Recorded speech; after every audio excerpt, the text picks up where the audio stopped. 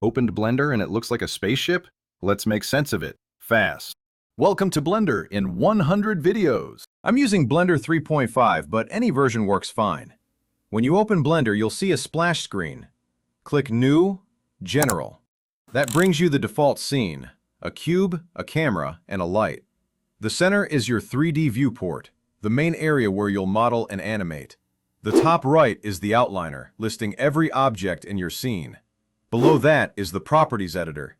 Think of it as the control panel for everything selected.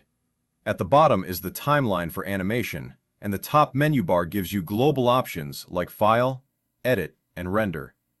Want more space? Hover over any panel and press Ctrl plus Space to maximize it. Quick tip: Blender now uses left-click to select and right-click for context menus. You can change that anytime in Edit, Preferences, Key Map. Always save your first file. Ctrl plus S. Name it. Save as .blend. If your interface ever looks weird, reset it. File, Defaults, Load Factory Settings. And yes, Blender is non-destructive, meaning most things can be tweaked later without starting over.